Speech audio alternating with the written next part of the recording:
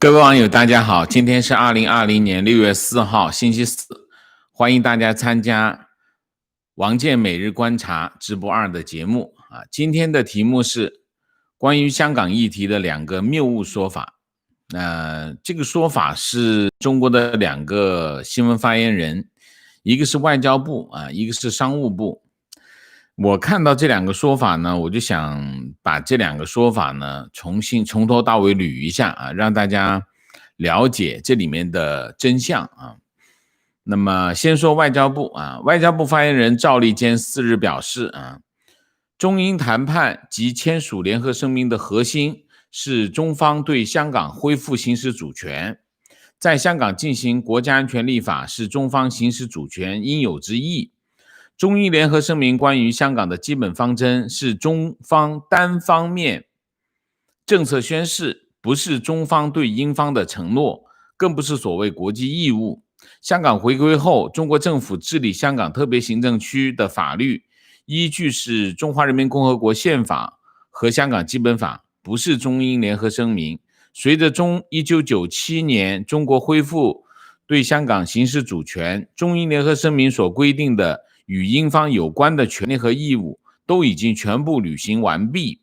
中英联合声明没有任何一个字、任何一个条款赋予英国在香港回归后对香港承担任何责任。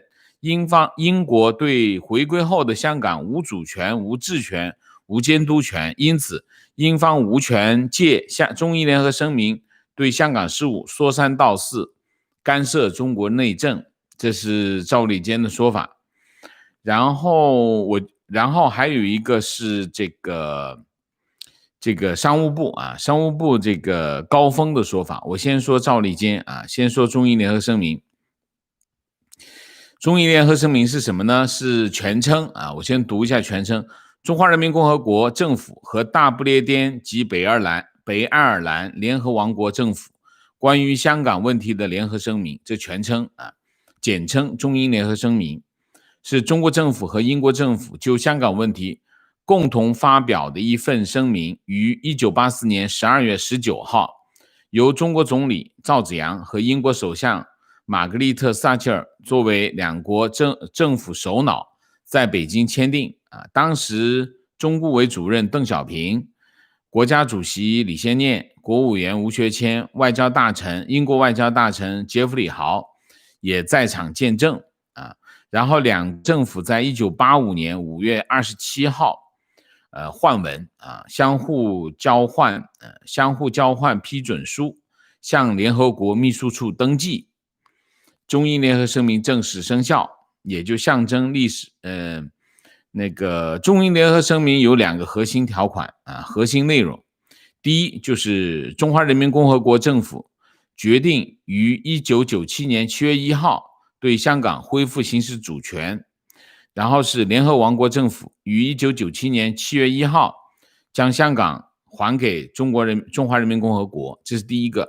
第二个，中国对香港的基本方针，在一国两制的原则下，中国政府会确保其社会主义制度不会在香港特别行政区实施，香港本身的资本主义制度和生活方式维持50年不变。这些基本政策后来都在香港特别行政区基本法加以规定。中英联合声明是什么呢？中英联合声明是具有国际约束力的协议，是一份国际条约，具有国际法规定的完整的法律效力啊，这是一个啊。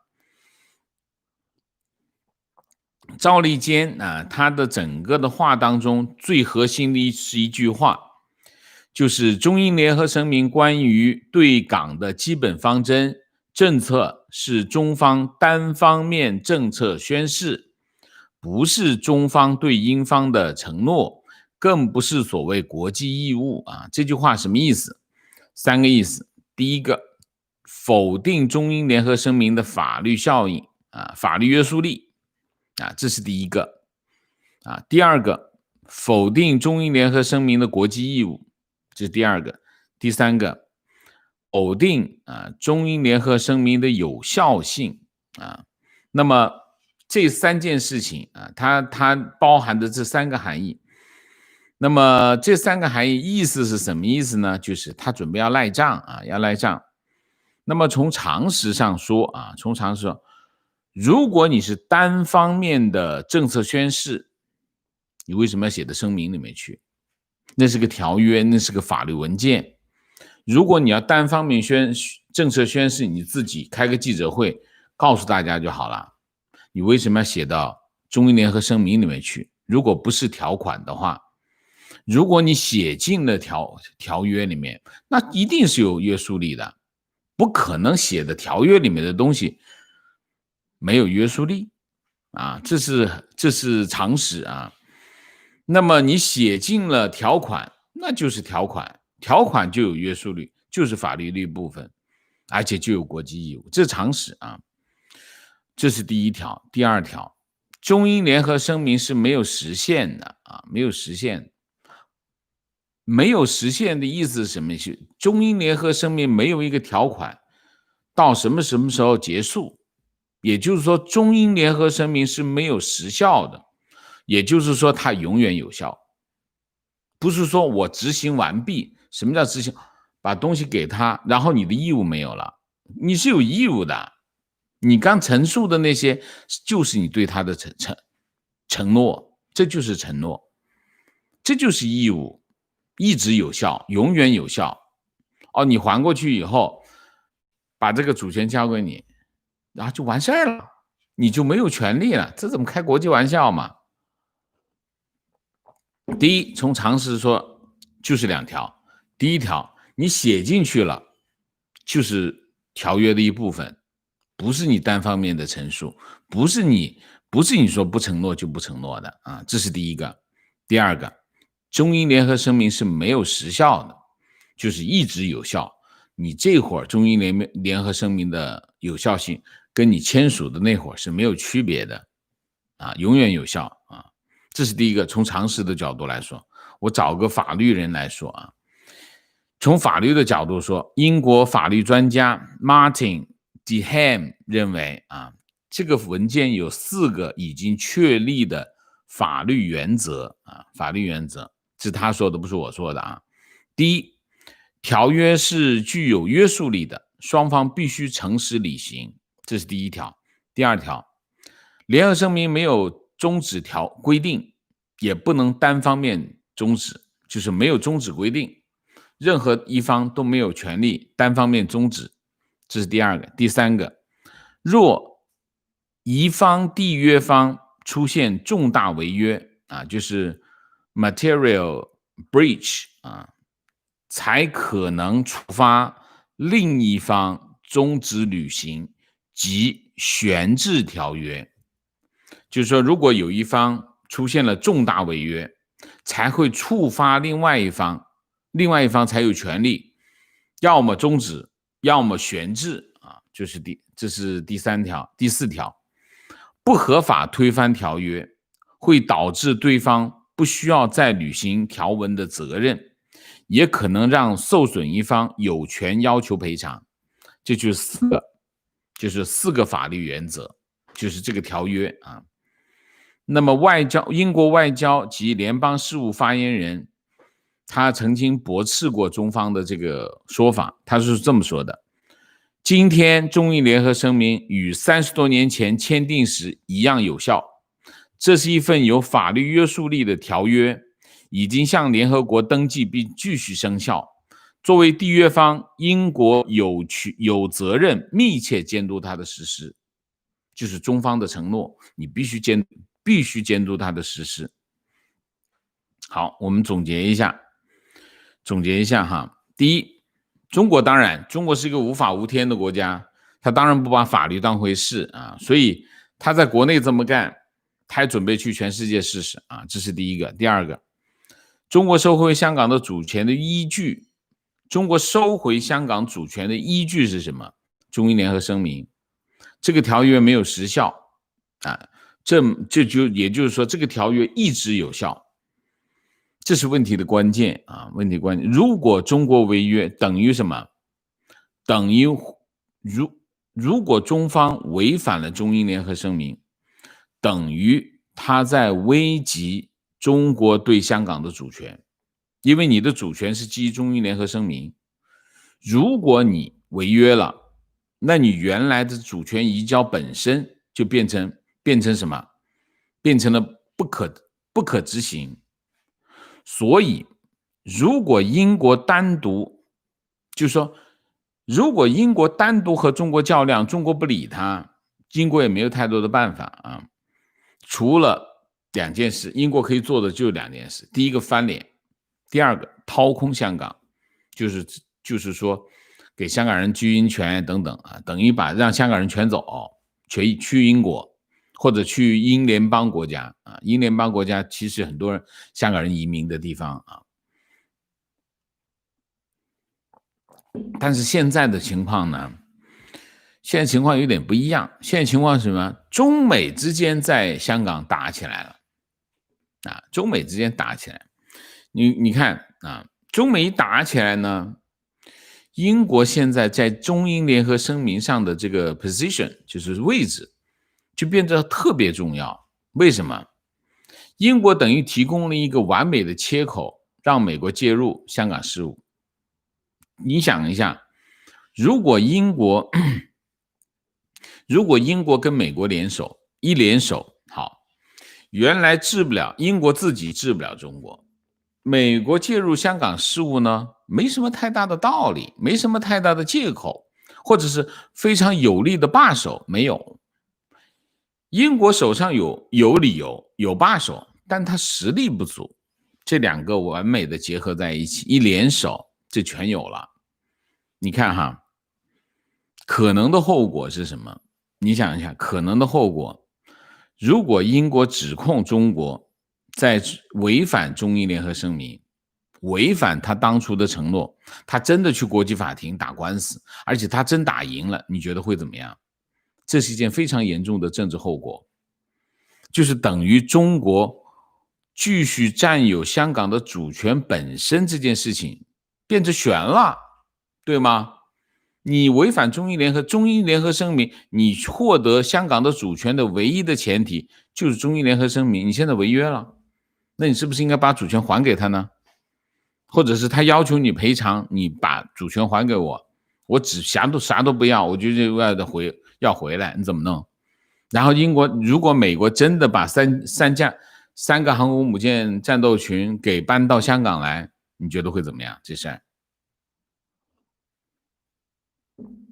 所以呢，你可以看哈，在这件事情上，其实如果你只是打打嘴炮就算了，但是作为外交部发言人讲一番这样的话，而且不是第一次讲哦，之前已经讲过，我印象中耿爽曾经说过一次啊。那你想，2个发言人那一次发言还上了新闻联播啊，我查到过这段发言。然后这个发言人啊，赵立坚啊，赵立坚又讲一回。好，那如果你第一次是口误，那么第2次你这么完整的陈述，你就不是口误了，你是政策了。那你这一段话成为什么？这非常有力的证据，就是你在违约，你甚至连它的有效性你都在否定，不是违约是什么？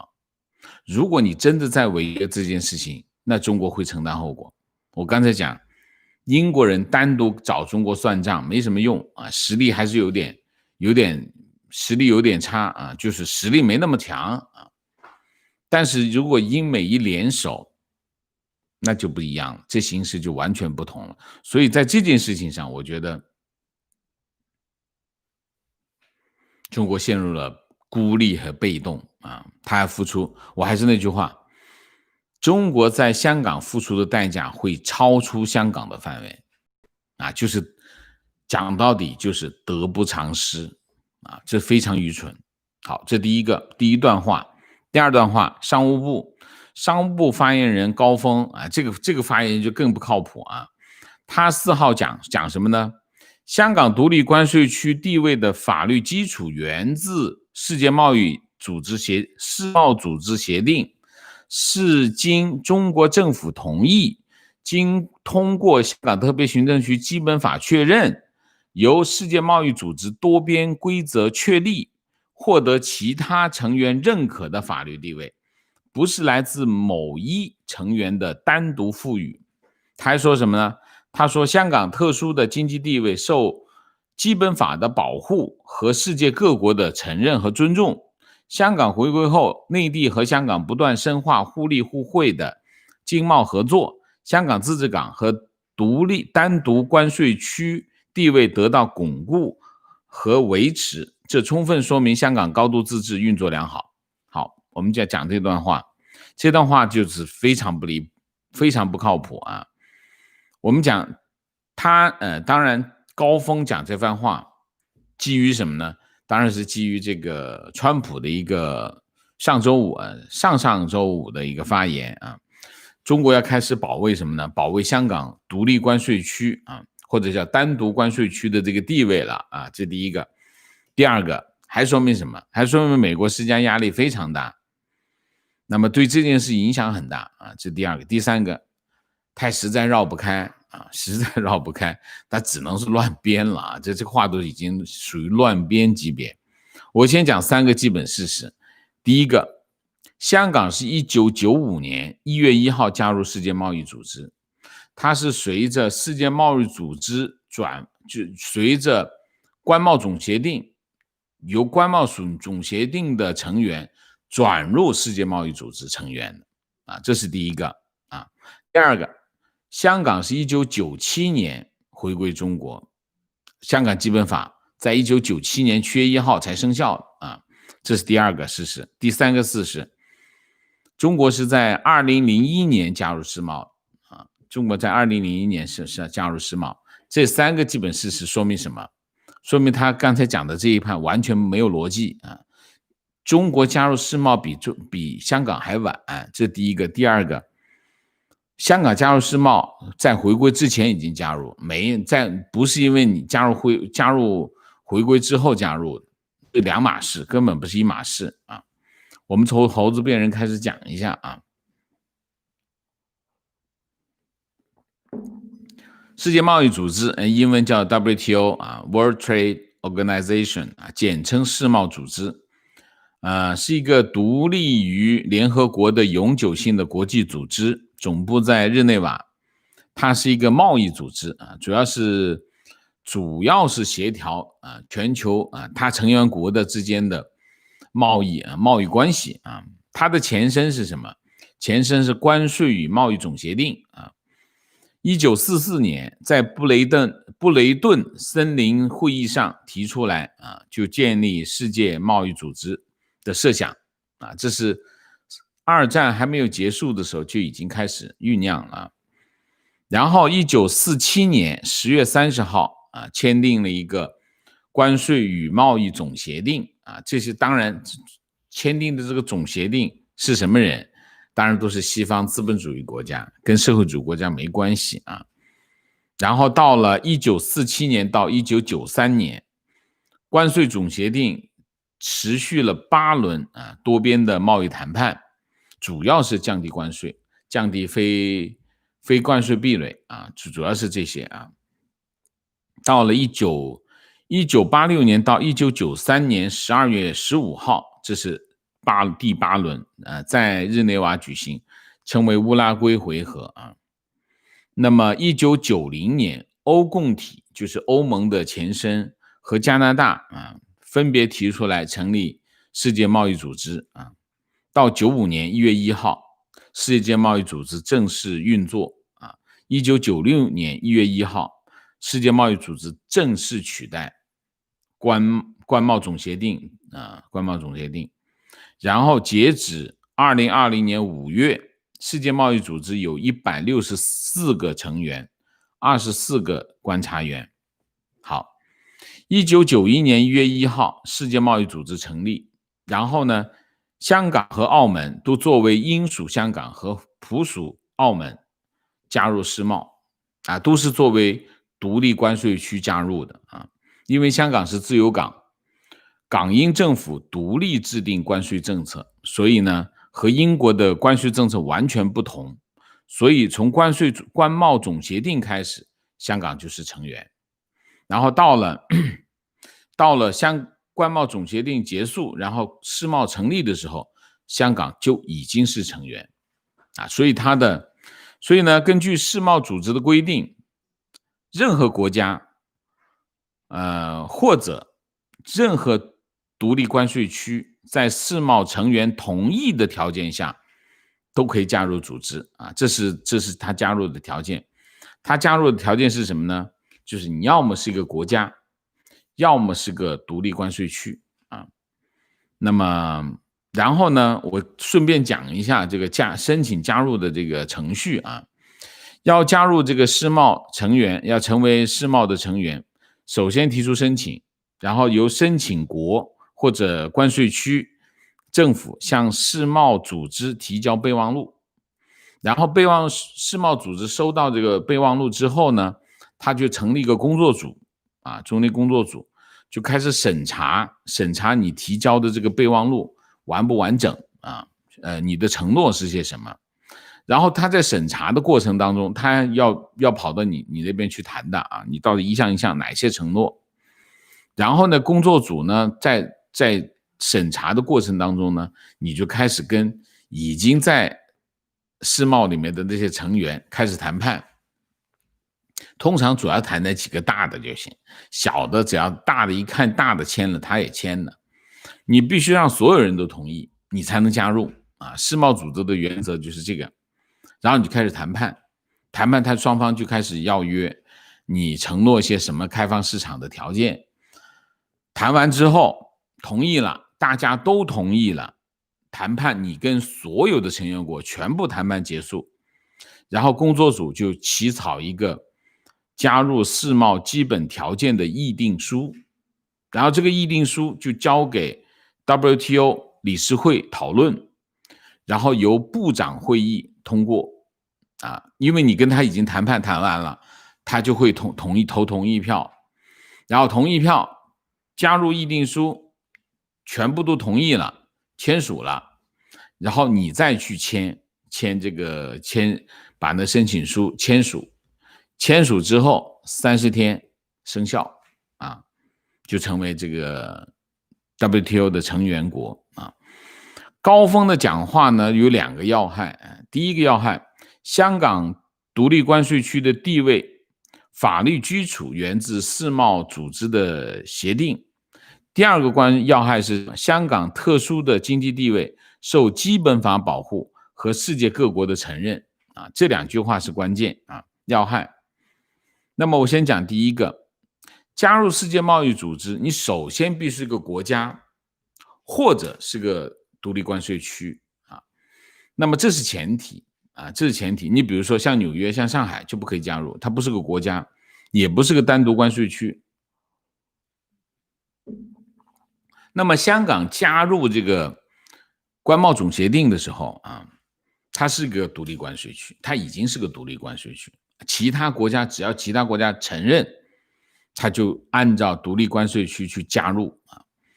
那么不是因为世贸承认或者关贸总协定承认你才能加入，而是其他国家承认你才能加入。如果其他国家不承认，他只要不同意就行了，你就加不入，你就没办法加入，就这么简单。所以呢，香港独立关税区的地位法律基础就肯定不是关贸总协定，或者不是这个世贸组织协定，而是来自其他国家的承认。如果其他国家不承认，你就根本就别加入，就这么简单。所以世贸呢根本没有确认每个国家或者每个关税区单独关税区或者独立关税区地位的功能，它没有这个功能。所以他说这个法律基础是世贸组织协定，这是胡扯，完全没有常识啊！这是第一个。第二个，基本法是什么？他第二句话是香港特殊经济地位受基本法保护和世界各国的承认。这句话呢，一半对一半错。第一，基本法是国内法，是香港的宪法，它是国内法，他没有办法保护他独立关税区的身份，因为独立关税区的身份是对外的身份，你是个国内法，你保护不了对外的身份，因为对外的身份是对方要承认，而不是基本法能保护的。这是第一个，这一半是错的，后面这部分是对的，要受和世界各国的承认，也就是说，你的独立关税区的地位是必须由其他国家确认，你才能具有的。你其他国家不确认、不承认或者不尊重，你这身份就没有啊！你必须得到大家的承认才行。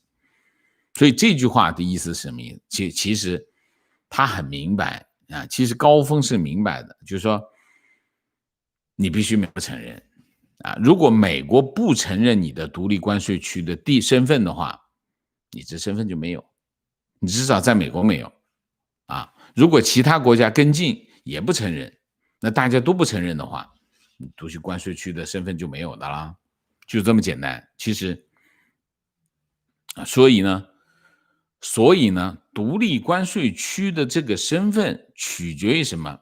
既不取决于世界贸易组织，也不取决于基本法，取决于什么？取决于其他国家的承认。其他国家要是不承认，认为你根本不高度自治，你根本没有自治权，你和中国其他的城市没区别，跟上海没区别的话，因为你原来的基本法和中英联合声明要求你是一个高度自治的城市啊，都叫什么特区。那如果你违反了基本法和违背了这个中英联合声明的话，你不是一个高度自治的特区的话，那你怎么可能还拥有独立关税区的身份呢？这两者是关联在一起的呀。所以在这个问题上，你其实最终取决于什么？取决于其他国家的承认，不取决于基本法，也不取决于 WTO， 就是这么简单啊。好，我们总结一下，两个发言人同一天说了两段话，都是跟香港有关，没有法律常识，也没有常识，满嘴跑火车啊，不讲道理，蛮横无理啊，而且作为国家的发言，不守信用，直接撒泼打滚，贻笑大方啊，这是这两个发言人的表现啊。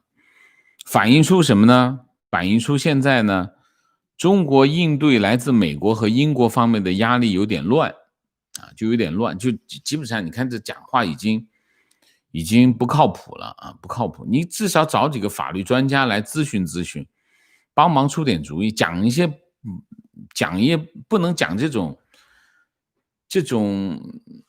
就会成为证据的，你这个发言会成为证据的，你想是不是这个道理？这第一。第二，目前呢，中国的态度呢，你看得过去很烂仔啊，但其实呢，你仔细分析一下，中国其实是在香港问题上，先说香港问题啊，是处于守势，而且完全没有反制的能力，尤其是英国。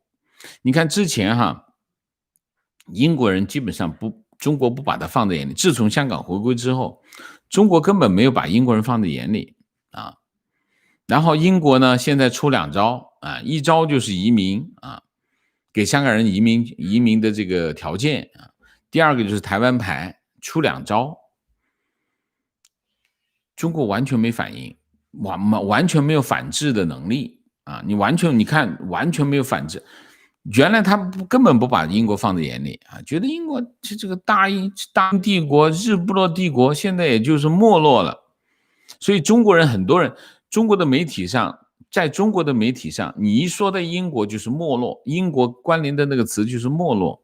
所以很多中国人觉得英国人在没落，英国在没落啊，根本没有把英国人放在眼里啊。但是你看英国两招出来，中国完全没反应，没有反制啊。所以呢，第三点，香港问题下一步发酵，我认为下一个发展是什么呢？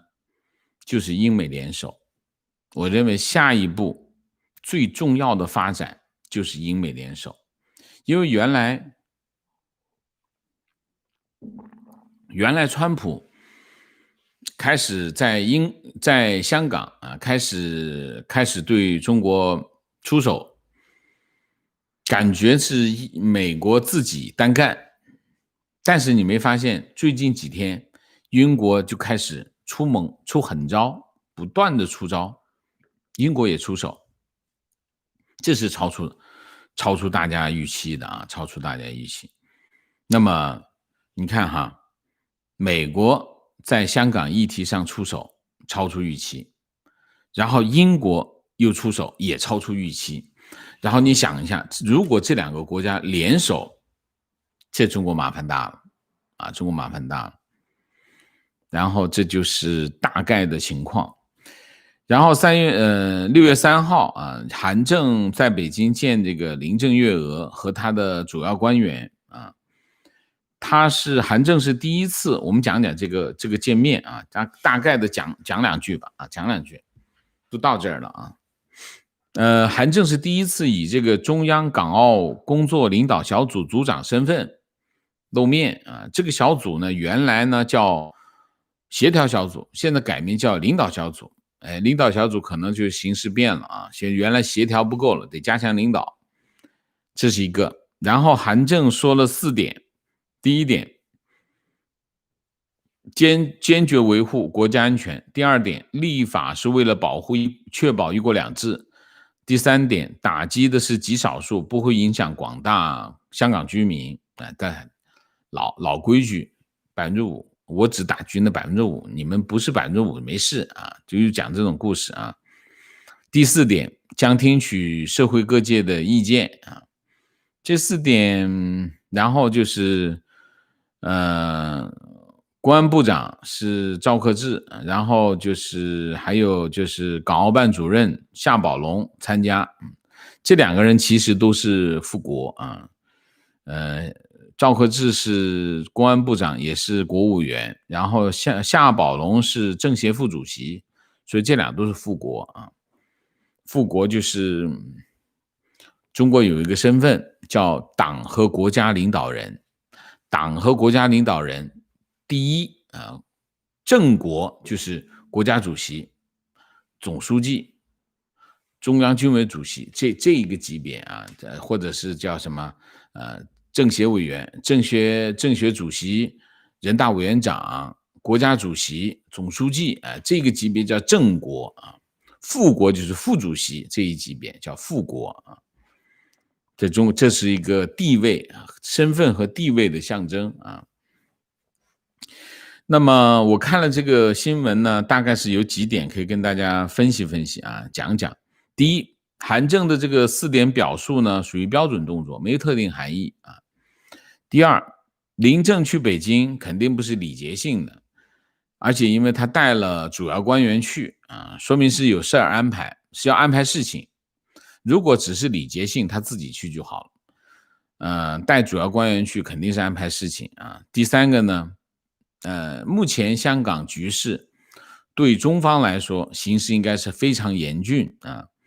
内部呢，国安法的冲击非常大，超出预期啊。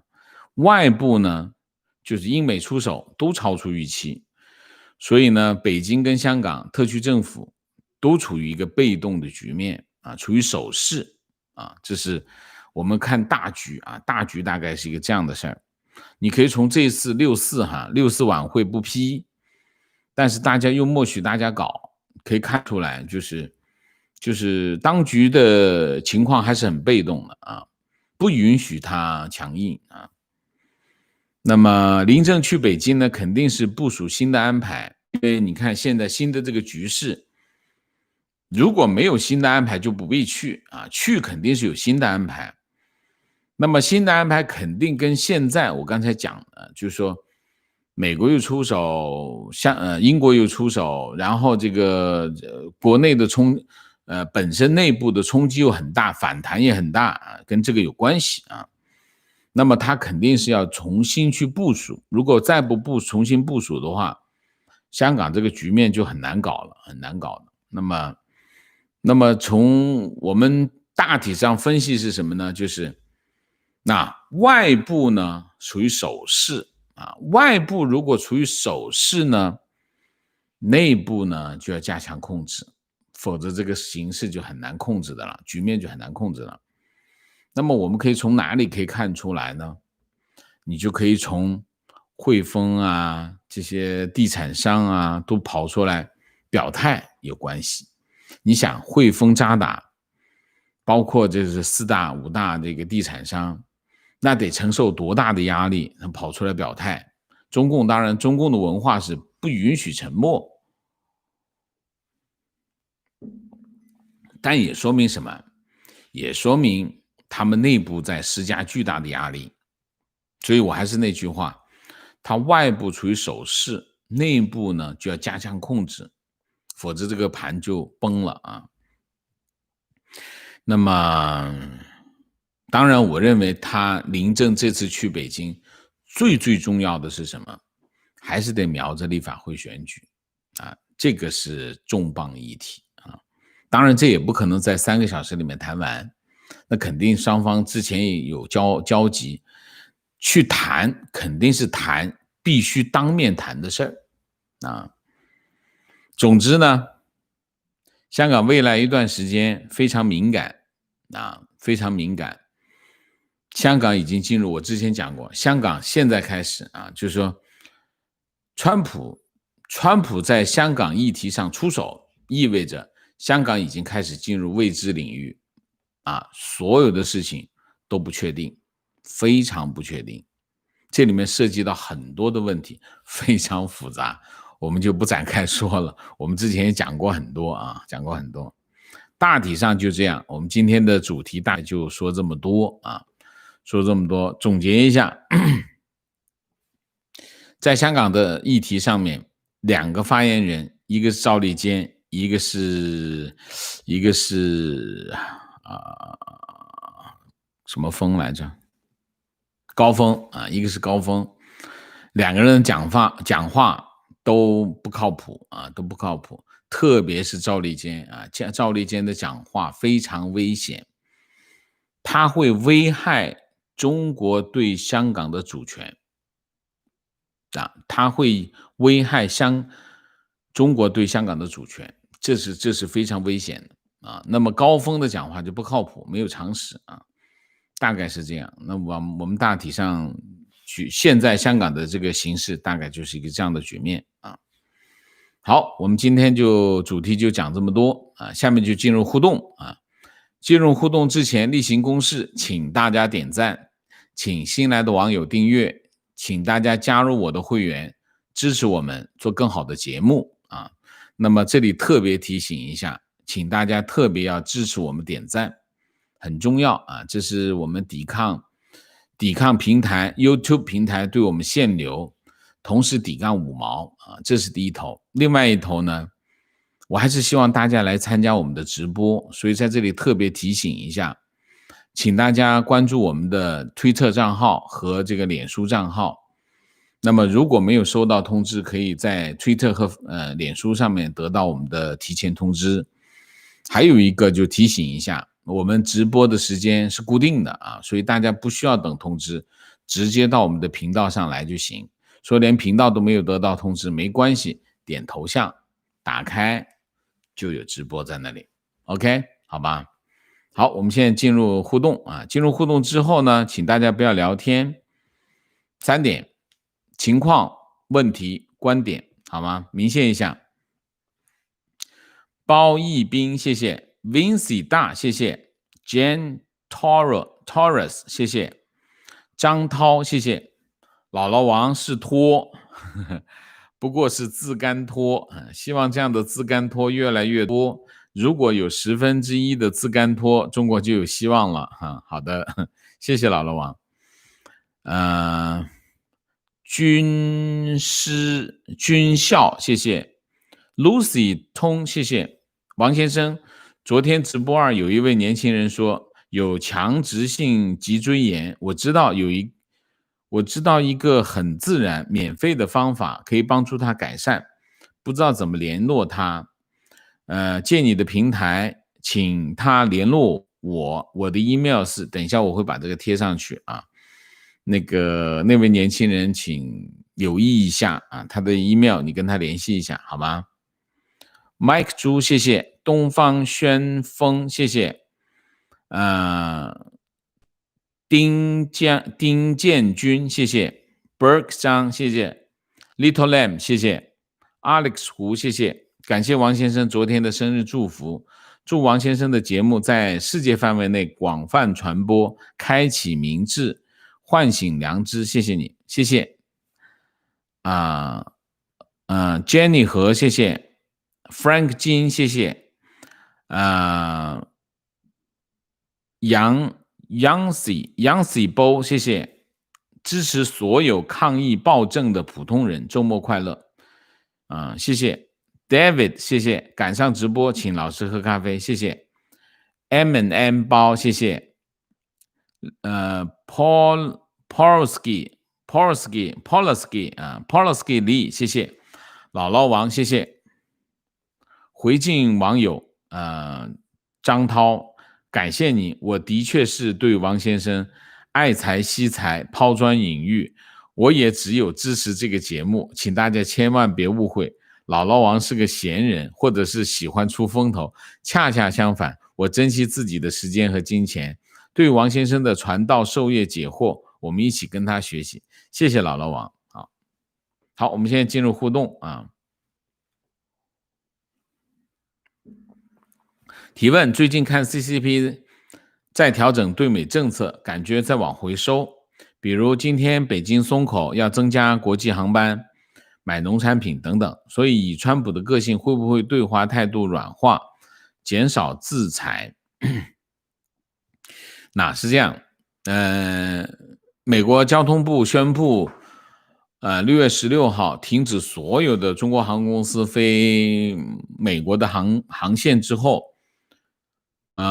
民航总局几个小时就开始放宽这个外国航空公司对飞中国的这个航线的规定几个小时就放松了非常放松。但是美国的交通部并没有改变新的政策那么这是第一个。第二个，买农产品，我之前的节目里面有讲为什么会买农产品。就是中国在川普宣布四权打出4权，就川普讲话的那天星期五，中国取消了大豆订单不是大豆订单，应该是猪肉订单，取消了一批订单一批猪肉订单，然后到了星期一，就是川普讲话过完周六周日，然后到了星期一，然后这个路透社就有个消息，就把那个星期五取消订单的那个消息爆出来，一爆出来，中国马上订了3船大豆，18万吨大豆，这件事情就是一件这样的事情，然后后面呢就又没有了，现在估计又在勾兑了，大概是这样但是在没有做最后决定之前的所有的事情都不作数，就是川普的政策我们还停留在什么阶段，我们对川普的政策判断仍然停留在川普宣布四个包括终止和这个世卫的关系等等包括这个香港的取消香港的这个地位的这一系列的政策，我们还停留在这个阶段，中间有没有变？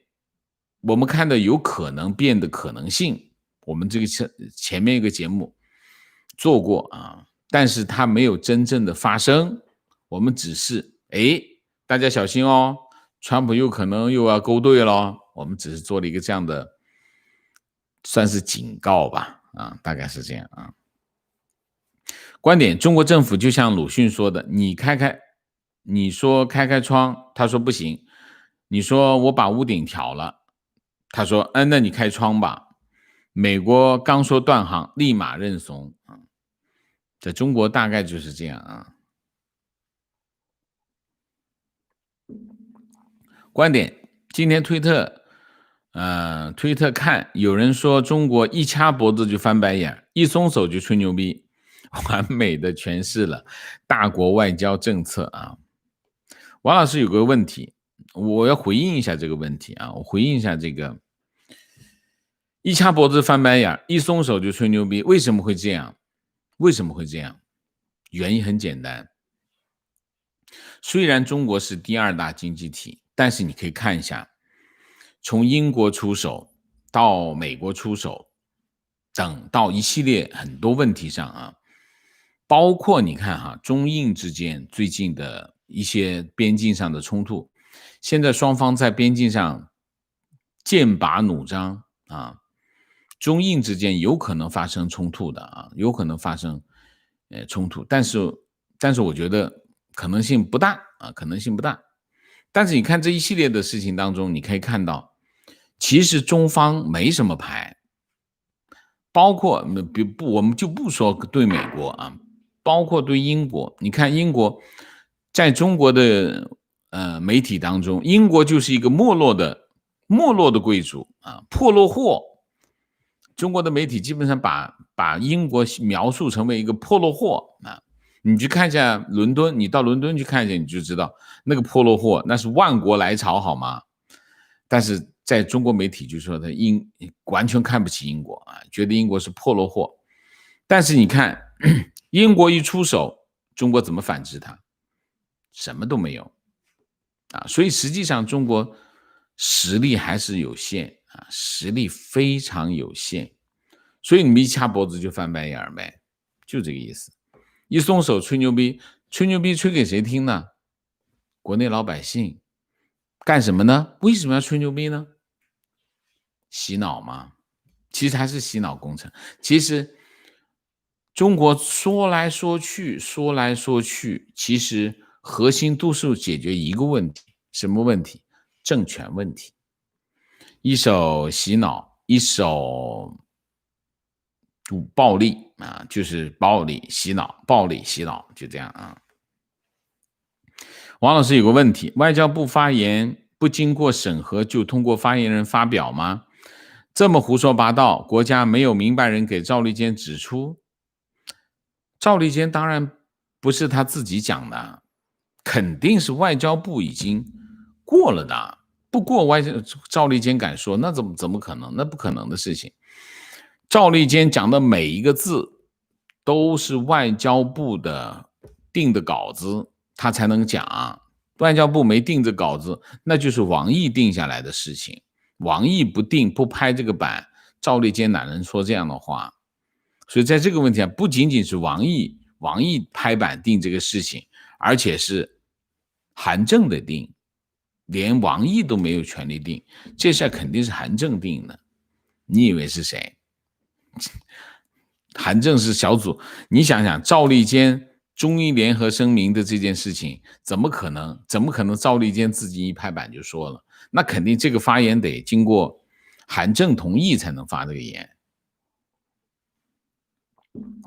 所以不是韩正在那里胡扯是根本就是韩正就决定要做这个事情，就是胡说八道。这不是赵立坚在那胡说八道，是这个国家在胡说八道，他代表这个国家在胡说八道啊。坐标加拿大提议，国内有不少朋友虽然不满现状，但又常常被除了共产党，还有谁能领导中国这么大个国家？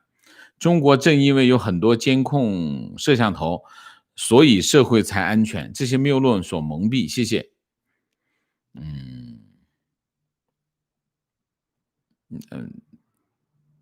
你说什么？我不了解提议是什么？提议是什么？中共当然，中国这么大国家，中国很安全，中国一点都不安全。为什么？我来美国我才发现，中国最不安全。为什么？你看看中国的防盗网，多少防盗网？你看看美国有防盗网吗？我没见过美国，我在美国没见过防盗网，美国的门一脚就能踹开。美国，我那天我们家门口啊，有一袋购物袋放到我们家门口楼梯下面，就是路边上放了一袋购物袋。我一看，我打开一看，里面全是罐头，就是在刚从超市拿了一袋东西，我估计可能他拎不动了，就先放在这，先把别的拿回去，这一袋东西就忘了，就在我们家门口的马路边上啊，人行道上就放在那儿，到现在还在那儿，2星期了，没人拿，这就没有。你说中国安全还是美国安全？很多人讲美国不安全，你想一下，你见过美国的房子上面有防盗网吗？你看看中国防盗网多少？你看看中国的房门做的什么情况？我在中国的房门，说是这么厚的钢板，说是那个门啊，中国这是普遍，你去买门都在卖这种门，什么情况？什么安全？都是胡扯啊！你就看你们家有没有防盗网啊？你们家是什么情况？就知道哪个国家哪个地方安全了，好吗？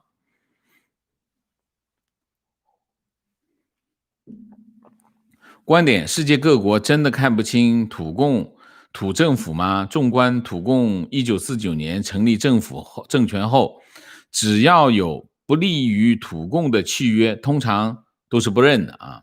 他们永远只承认对自己有利的契约。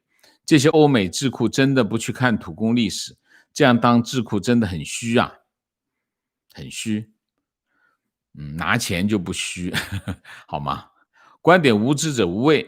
中共对香港政策的决策过程本身就是老大一拍脑袋的决定，根本没有经过详细的战略考量。现在对西方的反制措施，中共只能无赖耍横，见一步走一步，漏洞百出，招致的损失远超过其预计。我觉得他根本没有预计。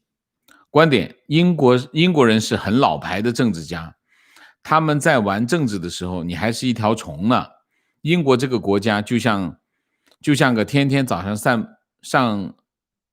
上去公园散步，看天看地无所事事的感觉，但其实是在政坛打滚多年的老手。是有他们的问题，但他们一点都不弱。提问：香港问题会引起中国大陆的全局性的经济动荡吗？会以怎么样的形式？外汇、外贸还是其他？香港问题，香港毕竟是一个城市啊，那么会不会影响中国全局性的问题呢？未必啊，未必它会产生一个全局性的问题，但是由香港延伸出去，会让中国产生全局性的影响。它不会产生一个全局性的问题，而是它对全局性的问题产生重大影响这是为什么？我们从2个角度去看。第一个，中国现在很缺外汇，对吧？大家很清楚啊，所有人都有感觉，对吧？那么中国的外汇大部分来自哪里？来自香港。如果香港搞乱了，搞出状况了，那么中国的外汇会更紧张中国外汇要是紧张到某个程度的时候，它会影响什么？人民币汇率。人民币汇率是什么？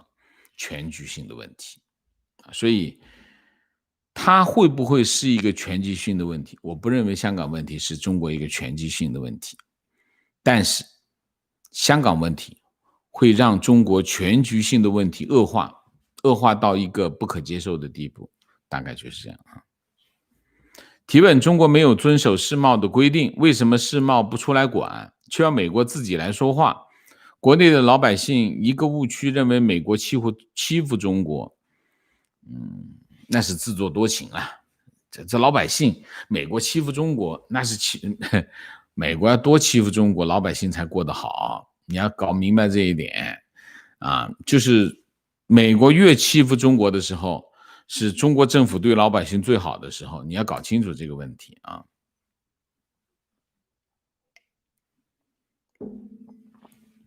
提问：中英联合声明被毁，按照香港法律可以进行公投脱离大陆吗？香港没有公投法啊，所以没办法进行公投，香港没有这个法律啊。那么你其实问的是港独的问题，以法律的前提来看是没有独立的法律依据的啊。现在从法律的角度来说啊，所以从法律的角度看港独这件事情有没有法律依据？没有啊。观点要打法律的话，英国一定不会输啊。Common law 历史悠久，是很完善的系统，在香港法律是常识。你可以看见，香港人强烈的公民意识来自于对法律的先天的认知，这是这个城市多年的根基。年轻人绝大部分的行为都很有明确的底线，就是这个原因。当然有个别激烈的行为，但是没有再发生了，因为香港人自己会互骂。比大家骂他们和分化他们之前，他们已经检讨好了。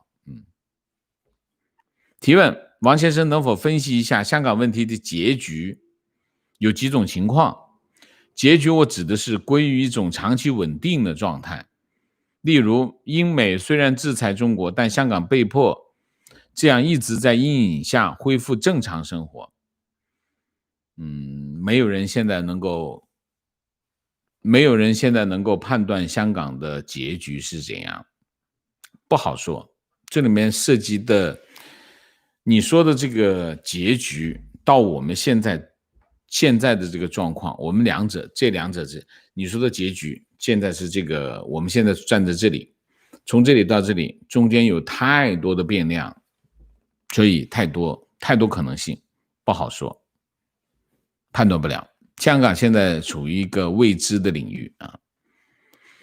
提问：请问中国为什么反对外国给予香港人庇护？当然反对啊，第一打脸嘛，是吧？你庇护他，说明你在对自己的市民对他不善，他才会请求别人庇护啊。庇护肯定是你粗暴对待他，他才会找别人庇护，这不是打脸吗？面子上不好看嘛，这第一个。第二个，大家都给香港人庇护，香港人带着钱背着钱全跑了，香港不变成臭港了吗？就这两个原因至少啊，还有其他原因我没想好，这两个原因够了啊。澳洲悉尼提问：普遍上西方人似乎还看不到中共对世界文明和人类价值威胁与杀伤力，所以对中共体制性的对香港自治民主人权打压的回响还不及对个体的种族歧视。现在世界反歧视黑人运动似乎大大淹没了对中共爪牙的关注和抵抗。一旦川普落选，民主党的拜登是否会岌岌可危的中共政权苟延残喘，甚至继续作恶与渗透其他国家？那是这样的，人是政治的动物啊。他对黑人运动这件事情我们不说啊，这件事情我有节目说过这件事情，大家可以看一下啊。就西方的左派的伪善啊，我批评过这个问题啊，这是第一个。第二个，西方国家看不到中共的威胁，哪会看不到呢？怎么会看不到呢？媒体这么多的介入啊，我们就简单的例子，疫情这件事情，它不是疫情这实实在在的杀伤，那么多人染病，那么多人死亡啊，数十万人死亡，怎么看不到呢？一定看得到的。它不反应是什么原因？它不反应肯定是背后有我们看不到的原因嘛，对吗？你说呢？啊，不会看不到，瞎啊，它不可能瞎的。情况：墙内高校从3月中旬开始，每周一期青年大学习，要求全体学生观看视频，关注时事，学习掌握党中央指示精神，不是党员团员也强制参加。后来了解到国企也开展类似的学习活动。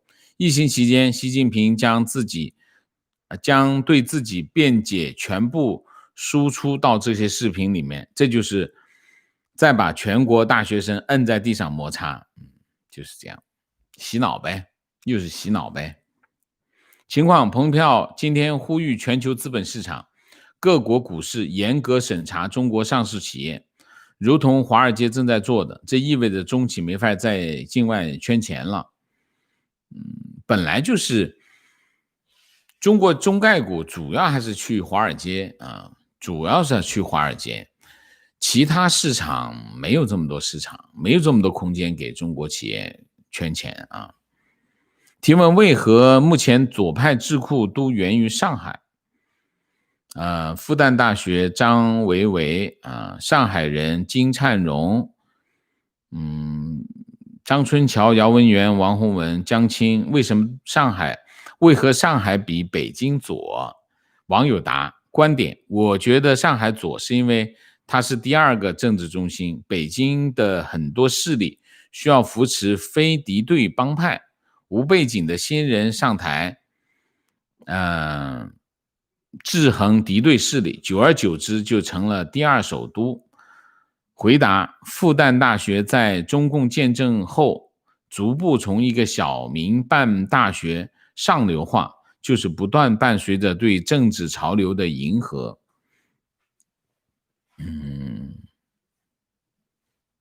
那这里面有个能见度的问题啊，能见度，你们看见的这几个人都是能见度比较高的啊。这能见度比较高的原因是因为他们做了一些比较出格的行为啊。那么其实呢，中国的政府的主要的智库还是在北京啊，在北京，上海这些还是出风头啊，但是真正倚重的还是在北京啊。上海这边怎么说呢？不大入流啊，不大入流。你就说这个高参，这些上面的这高参都在北京啊，不在上海，这些不算数啊。